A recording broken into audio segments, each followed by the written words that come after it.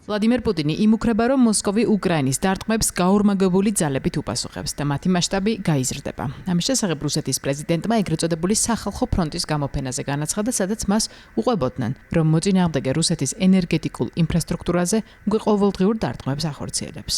კრემლს მოყოლა არ სჭირდება, შედეგებს თავადაც ხედავს. ვლადიმერ პუტინის პრობლემა ისაა, რომ დანახვა ხალხმაც დაიწყო. მას შემდეგ, რაც უკრაინამ აგრესორი ქვეყნის ენერგეტიკულ ინფრასტრუქტურაზე აგრესიული იერიშები გაააქტიურა, ნავთობით მდიდარ რუსეთში საწვავის დეფიციტი შეიქმნა, რამაც ხალხი აღაშფოთა.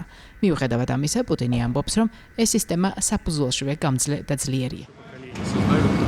ისინი ქმნიან წამიერე პრობლემებს ჩვენს ნავთობპროდუქტებთან დაკავშირებით, თუმცა სიტუაცია დროსთან ერთად გამოსტოვდება.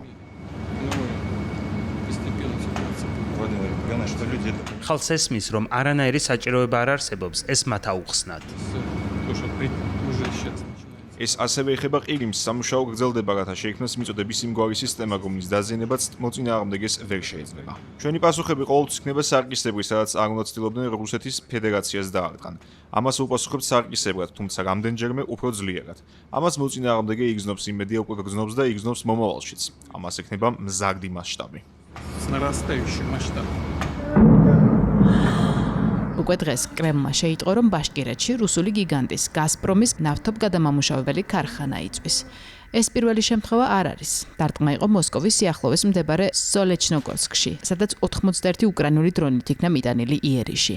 დაიღუპა 3 ადამიანი, დაზიანდა მაღალსართულიანი შენობები. მიუხედავად ამისა, კრემლთან დაკავშირებული 3 წყაროს ცნობით როიტერი იუწყება, რომ მოსკოვი მოლაპარაკებების მოწოდებებს უარყოფს და ომის გაგრძელებას ისახავს მიზნად.